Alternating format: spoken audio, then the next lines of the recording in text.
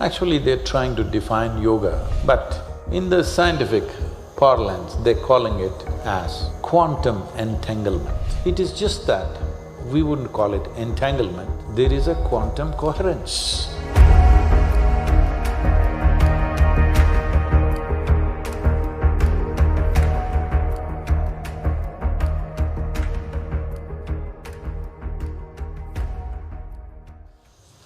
See, your idea of what is memory have to evolve. Right now, your idea of memory used to be, till recently, is just what you remember. But now, your idea of memory has become more technology-oriented. You use the word memory more with reference to your gadgets than to yourself these days. Your idea of memory has shifted, that things can have memory. 100 years ago, nobody thought things can have memory, isn't it? Only living creatures can have memory. How can a thing have memory? But now things have memory. They have more memory than you, better memory than you. So that's a huge shift in human understanding of memory. Now we're talking about water having memory. Why go in installments, water, fire, earth, this one, that one? Let's go a little further. They're using a very negative term. Actually, they're trying to define yoga, but in the scientific parlance, they're calling it as quantum entanglement. Quantum entanglement means there is one subatomic particle here, there's another one somewhere, 1,000,000 light years away. You can't imagine what that is, but that far away. But these two are connected. They have no explanation why, all right? The word yoga means just this. It is just that we wouldn't call it entanglement, there is a quantum coherence. The universe or creation or cosmos is entirely coherent. This happens across the universe right now. This does not mean, did this sound reach the ends of cosmos? No, not like that. But they are coherent. Nothing here is happening unconnected. If you find coherence, suddenly you have certain mastery over things. In yoga, we call this Pragna.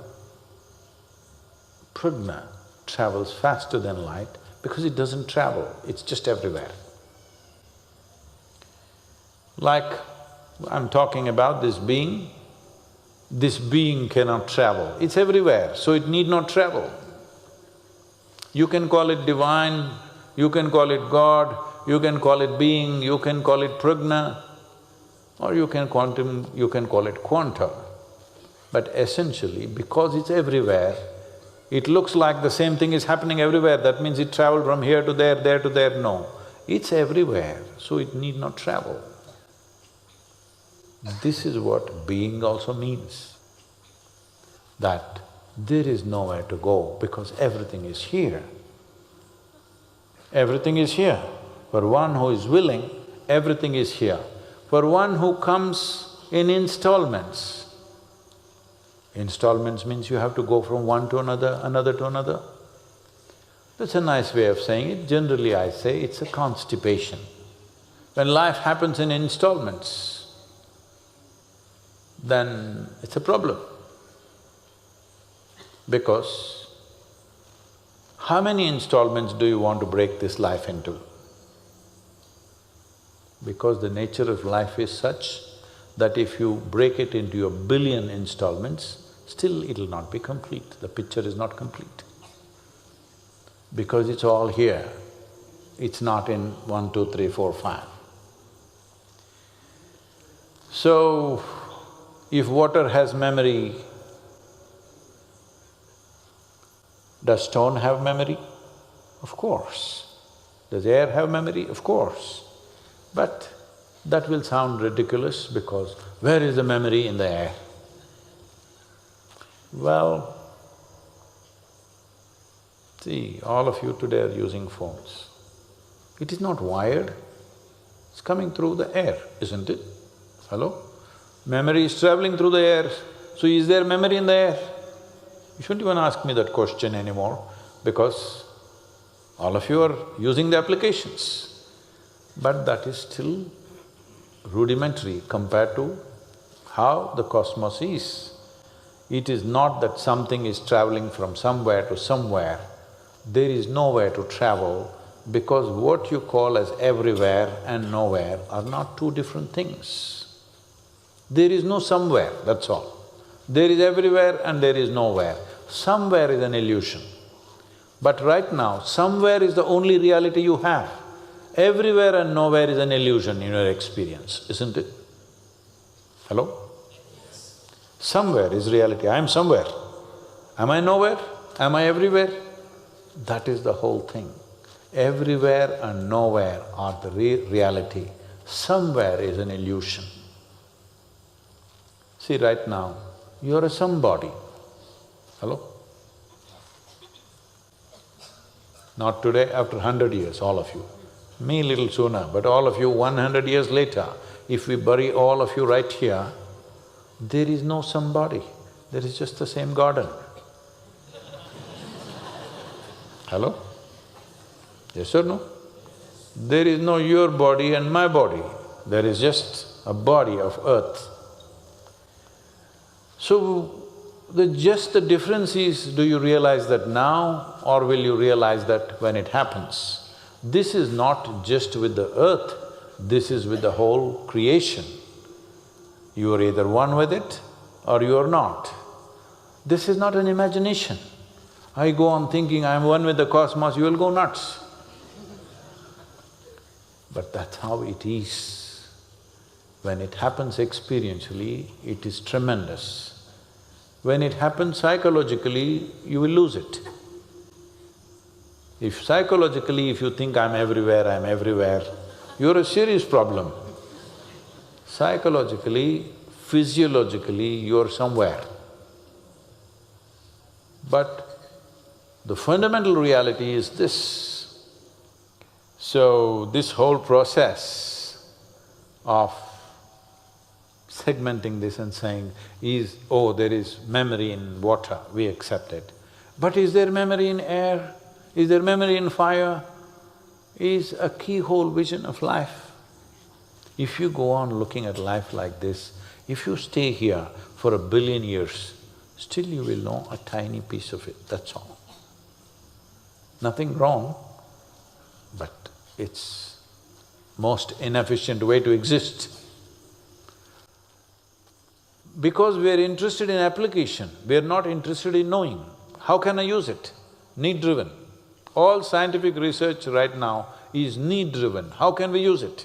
What can we do? Can I make a new kind of gun that I can just burn you without wasting a bullet on you? We are experimenting with all that, come on. Hello? Right now, they've come up with bombs which will explode. All the buildings will be intact, only human beings die. Yes, because it's a frequency bomb. It just kills the human beings. Buildings will be safe. I think it's a good thing. See, when you want to conquer another country, people are dead, infrastructure is there, isn't it a good way? We are need-driven, this is the problem. Everything we come to know, we will use it in more and more devious ways. So, when you're need-driven, you must understand, knowingly, unknowingly, you become destructive. What is wrong being need-driven? Nothing wrong if you were one more creature. Nothing wrong if you were a grasshopper, because creatures are need-driven. But once you get to this level of cerebral activity, this level of capability, if you are need-driven, the only place we will go to is destruction. There is simply no other place to go. So, when society or individual human beings are need-driven, they don't realize this in their own time. that they are super destructive.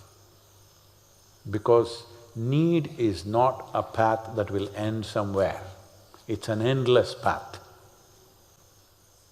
Being is not like that. The destination is right here.